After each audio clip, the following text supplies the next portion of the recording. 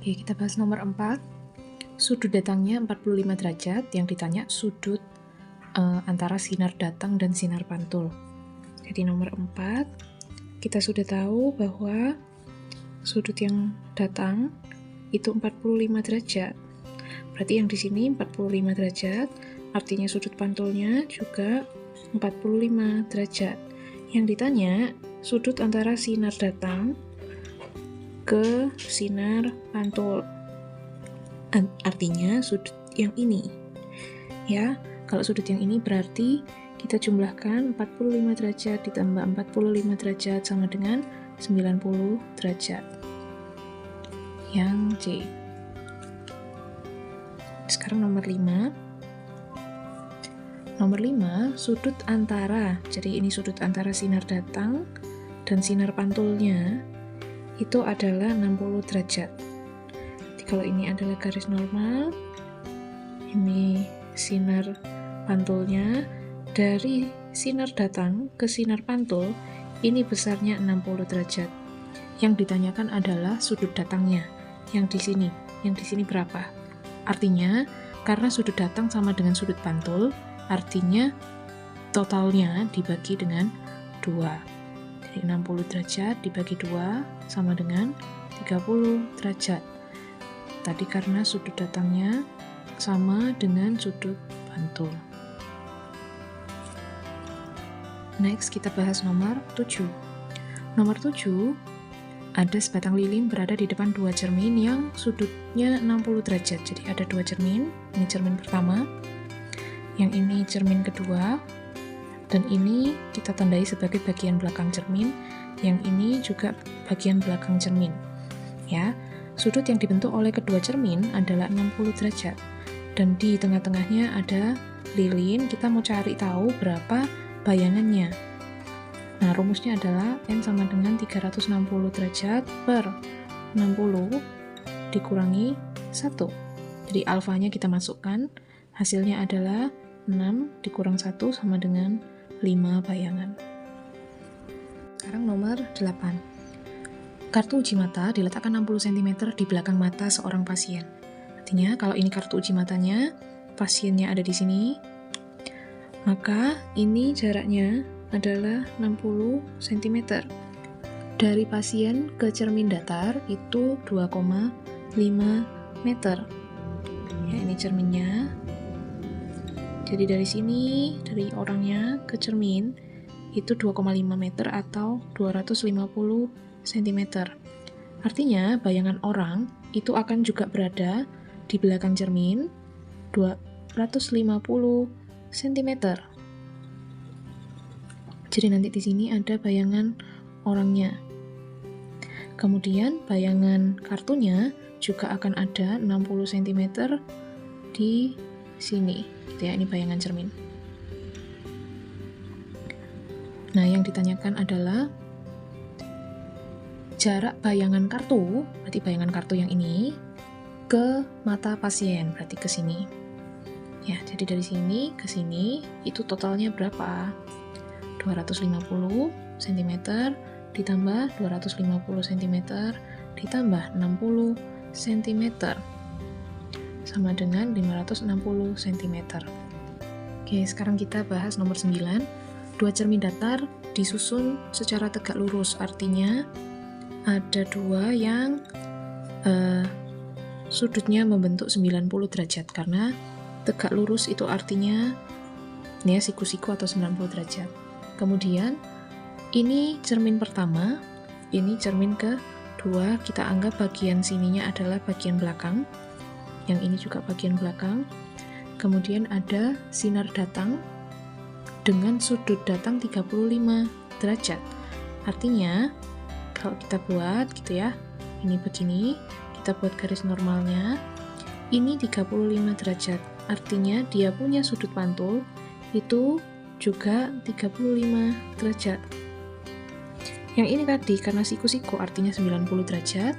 Nah, yang ini garis normal dan cermin itu kan tegak lurus juga. Kalau tegak lurus artinya 90. Untuk cari yang ini berarti 90 derajat dikurangi 35 derajat sama dengan 55 derajat.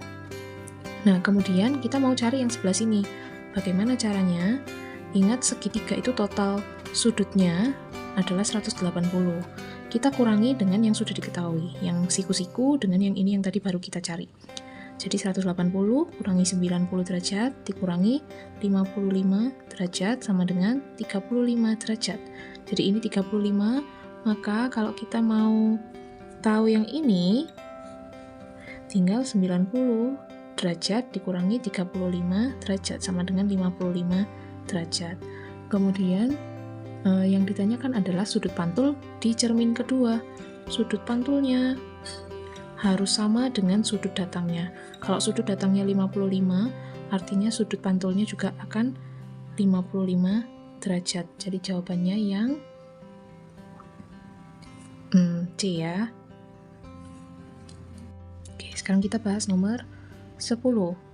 Dua bidang cermin datar disusun membentuk sudut 120 seperti pada gambar berikut.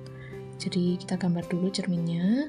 Ada yang mendatar, ada yang membentuk seperti ini karena ini cerminnya 120 derajat. Kita anggap ini bagian belakangnya. Yang bawah itu cermin 1, yang atas cermin 2. Nah, kemudian ada sudut datang 65 derajat. Jadi di sini ada 65 derajat. Kita buat garis normalnya dulu. Ini 65 derajat. Artinya akan membentuk sudut pantul juga 65 derajat. Kalau ini 65, cari ini bagaimana? Ini cerminnya dengan garis normal kan tegak lurus. Artinya total sudutnya 90 derajat. Kalau kita mau cari yang kosong, 90 dikurangi yang ada adalah 65 sama dengan 25 derajat. Nah, sekarang seperti yang nomor 9, kalau kita mau cari ini, segitiga itu kan maksimal 180 derajat. Dikurangi dengan yang sudah kita cari, 120 derajat, dan dikurangi dengan 25 derajat. Berarti kan 180 derajat dikurangi 145 derajat sama dengan 35 derajat. Kalau ini 35, maka sudut datangnya itu cara mencarinya adalah 90 dikurangi 35 derajat sama dengan 55 derajat. Ini 90 dari mana? 90 dari garis normal ke cermin itu membentuk tegak lurus, artinya siku-siku dan 90 derajat. Yang ditanya adalah sinar datang dan sinar pantul, sudut yang terbentuk berapa totalnya. Berarti ini kita buat dulu sinar pantulnya. Ya. Karena sinar datang dan sinar pantul itu sudutnya jumlahnya atau besarnya sama, maka kalau ini 55, yang sudut pantulnya juga harus 55 derajat.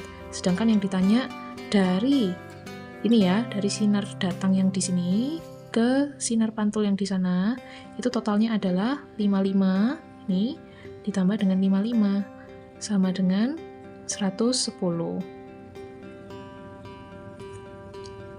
Oke, nomor 13. Itu tentang cermin cekung. Kalau cermin cekung, artinya fokusnya bernilai positif, karena fokusnya terletak di depan cermin. Jadi ini fokusnya si cermin adalah 2 cm, kemudian jarak paku terhadap cermin, berarti bendanya, jarak bendanya ke cermin adalah 3 cm. Yang ditanyakan adalah jarak bayangannya berapa. Artinya kita pakai rumus 1/f sama dengan 1/s ditambah 1/s aksen. F-nya kita masukkan 2, S-nya kita masukkan 3, ditambah 1/S aksen. Yang kita cari adalah S aksennya. Berarti kita pindahkan sepertiga ini ke ruas sebelah kiri. Jadinya 1/2 dikurang 1/3 sama dengan 1/S aksen. Ingat kalau untuk memecahkan ini ya, harus disamakan penyebutnya. Atau kita kali silang juga boleh gitu ya. Jadi ini 6. 6 bagi 2, 3 kali 1, 3, dikurangi 6 bagi 3, 2, dikali 1, 2. Ini sama dengan 1/S aksen. 3 kurangi 2 adalah 1/6. 1/S aksen. Ini kita boleh kali silang atau langsung dibalik, gitu ya. Jadi ini kalau kita kali silang jadinya S aksen sama dengan 6 kali 1, 6 cm. Karena hasilnya positif, artinya 6 cm ini di depan cermin. Oke, kemudian nomor 14. Cermin cekung lagi berarti fokusnya positif. Nah, jari-jari kelengkungannya, kalau kita gambar, ini ya, Ini adalah titik O, ini titik F, ini titik M. Kalau jari-jari kelengkungan berarti dari O ke M, dari O ini ke M itu 24 cm. Kemudian bendanya diletakkan 20 cm di depan cermin tersebut. Ingat, ini adalah ruang 1, ruang 2, ini ruang 3, dan ini ruang 4. Kemudian bendanya diletakkan 20 cm dari depan cermin. Kalau cermin cekung ini belakangnya ya. Berarti bendanya akan berada di ruang 2. Ya, kalau 20 cm kurang lebih di sini gitu ya. Oke, kemudian kalau bendanya di ruang 2, maka bayangannya yang terjadi adalah di ruang 3. Kalau bayangan di ruang 3, artinya bayangannya selalu nyata. Nyata itu pasangannya terbalik. Dan kita lihat angkanya, bendanya di 2, bayangannya di 3. Makin besar, artinya diperbesar. Oke, sekarang nomor 15. Yang diketahui adalah dia cermin cekung, artinya fokusnya positif. Bendanya diletakkan 20 cm di depan cermin, sedangkan bayangannya juga di depan cermin, artinya dia akan membentuk bayangan positif sejauh 60 cm di depan cermin. Yang ditanyakan adalah jarak fokusnya berapa? Kita langsung masukkan ke rumusnya, 1/S ditambah 1/S aksen. 1/20 ditambah 1/60. Supaya sama penyebutnya, kita jadikan semuanya 60. 60 bagi 20 sama dengan 3 kali 1, 3 ditambah, ini tetap ya. Jadi ini 4/60 itu adalah 1/F-nya. Masih harus dibalik, sehingga F sama dengan 60 dibagi 4 sama dengan 15 cm. Oke, next nomor 16. Nomor 16 itu cermin cekung juga, fokusnya berarti positif, F-nya sama dengan 1,5 cm, kemudian bayangannya sejauh 6 cm di depan cermin. Berarti S aksennya juga positif, sama dengan 6 cm. Yang ditanyakan adalah perbesarannya, berarti M-nya berapa. Tapi kalau untuk mengetahui M, kita harus punya S aksen per S. S-nya kan belum ada, kita harus cari S dulu. Pakai cara apa? Ya 1/F sama dengan 1/S ditambah 1/S aksen. Ini tinggal kita masukkan sesuai data yang kita punya. Yang ditanyakan adalah 1/S, sehingga ini dikosongi gitu ya, per 6.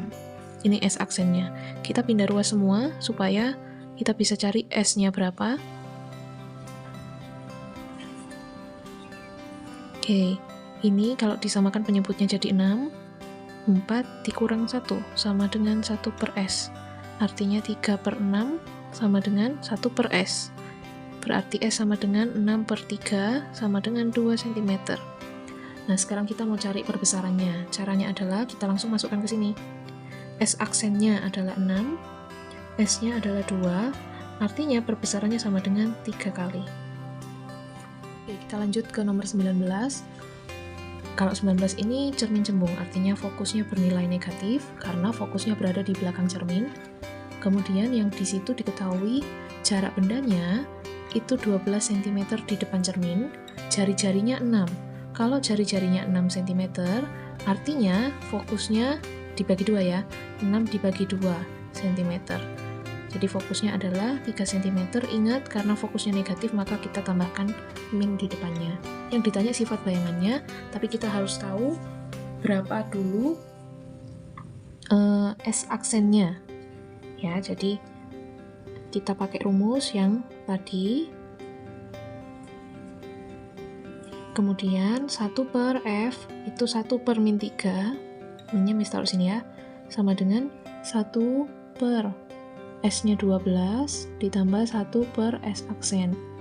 Kita pindahkan ke ruas kiri, min 1/3 dikurangi 1/12 sama dengan 1/S aksen. Kita samakan penyebutnya supaya jadi yang di sini min 4 dikurang 1 sama dengan 1/S aksen. Jadi ini totalnya min 5/12 sama dengan 1/S aksen, maka S aksennya adalah min 12/5, min 2,4 cm. Kalau minus artinya di belakang cermin. Kalau di belakang cermin, bayangan yang terbentuk bersifat maya. Maya itu selalu pasangannya adalah tegak. Oke, sekarang nomor 20.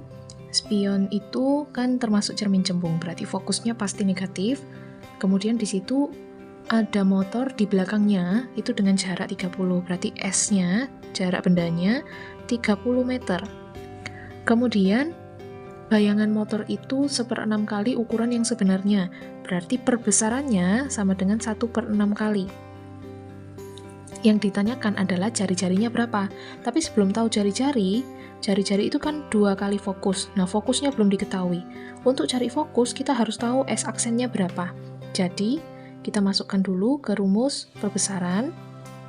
S aksen per S sama dengan M-nya kita masukkan. S aksennya tidak tahu, S-nya itu 30 meter. Artinya, kita kali silang ya, ini 30, ini 6S aksen. Jadi S aksen sama dengan 30 dibagi 6, sama dengan 5 meter. Nah, ingat, bayangan pada cermin cembung itu selalu di belakang cermin. Karena di belakang cermin, maka S aksen itu harusnya adalah minus 5 meter. Nah, kemudian yang ditanyakan jari-jari. Ingat ya, jari-jari harus tahu F-nya dulu. Berarti kita masukkan ke rumus 1 per F sama dengan 1 per S ditambah 1 per S aksen. S-nya sudah tahu 30, berarti 1 per 30 dikurangi. Kenapa dikurangi? Karena S aksennya nilainya negatif ya. 1 per 5. Nah, kemudian ini kita samakan penyebutnya, sama-sama 30. 1 dikurangi 30 bagi 5 sama dengan 6.